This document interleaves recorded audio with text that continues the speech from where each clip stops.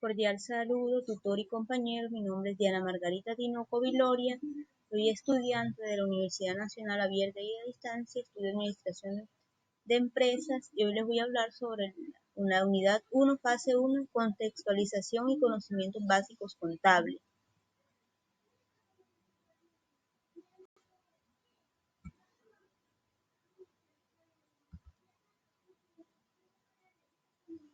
Una de las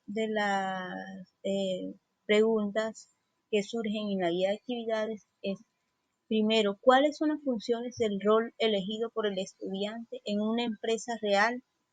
Bueno, en la guía de actividades nos plantearon varios roles, entre ellos el que yo elegí fue secretario auxiliar contable. Entonces, ¿cuáles son las funciones principales de un auxiliar contable? Existen infinitas funciones, entre ellas pues atender de manera pues ágil y eficaz, obviamente las llamadas telefónicas del conmutador, también recibir correspondencias, radicarlas, entregarlas, eso es tanto interno como externo, también atender a todas aquellas personas que lleguen a pedir información, mantener actualizados principalmente los documentos legales de la compañía y entregar pues al personal que lo requiera.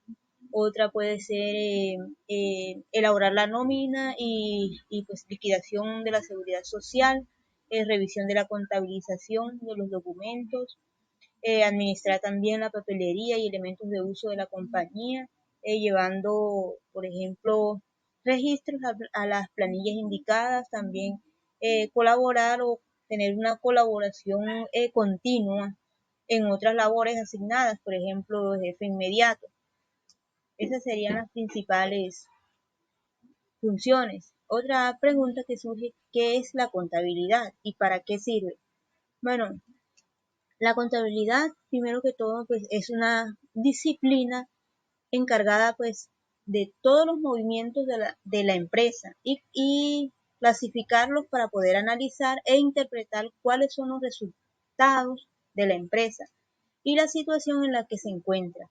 Y pues gracias a ella, ¿no?, la contabilidad, podemos saber cuál es el estado de salud de nuestra empresa y saber si vamos en una dirección positiva o negativa. Asimismo, pues se responde al para qué sirve.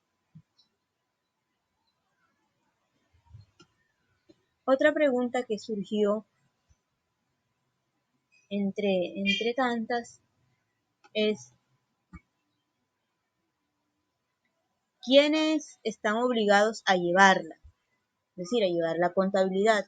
Bueno, primero que todo, en el artículo 19 del Código de Comercio señala que está obligado a llevar la contabilidad de todas sus operaciones diarias y conforme a las prescripciones legales, todo aquel que sea considerado comerciante independiente si se trata de una persona natural o jurídica.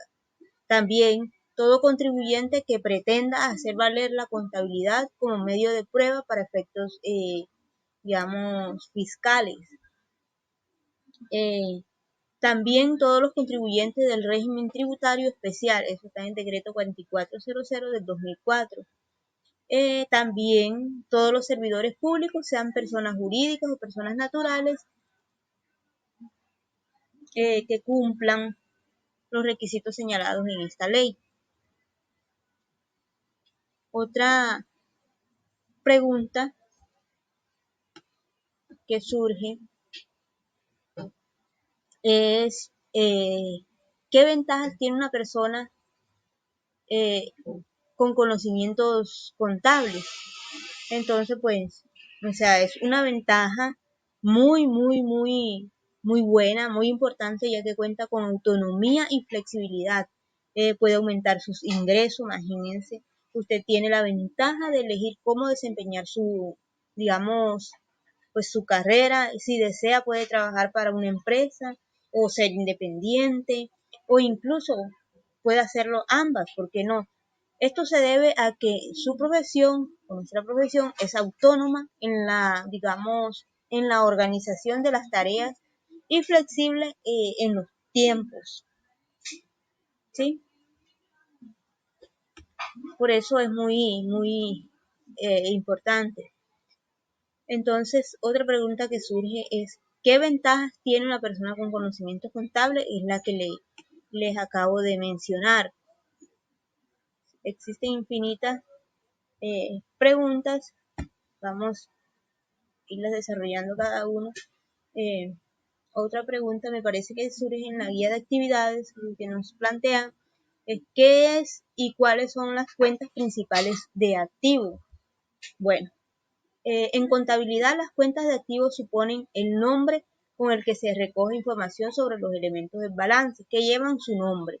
Existen dos tipos de activos, el activo corriente y el activo no corriente. Cada uno de estos tipos engloba en un grupo contable.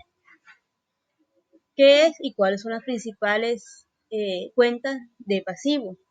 Bueno, las cuentas de pasivos son cuentas contables eh, destinadas al registro de todos los elementos que tienen que ver con la masa patrimonial que lleva su nombre. Por ejemplo, cuando recibimos un préstamo de parte de un banco con duración menor a un año, la cuenta contable es deudas a corto plazo o entidades de créditos.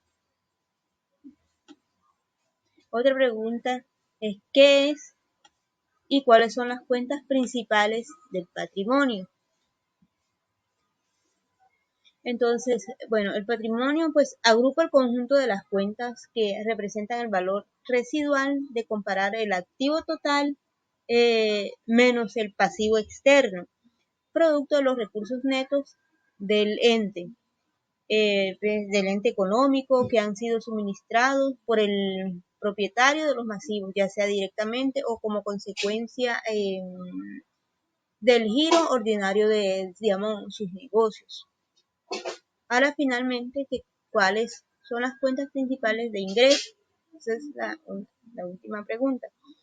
Bueno, para pues, digamos que agrupa las cuentas que representan los beneficios operativos y financieros que percibe el ente económico en el desarrollo del giro normal de su actividad comercial en un ejercicio determinado. Al final del ejercicio económico, las cuentas de ingresos se cancelarán con abono a tal grupo y con ganancias y pérdidas.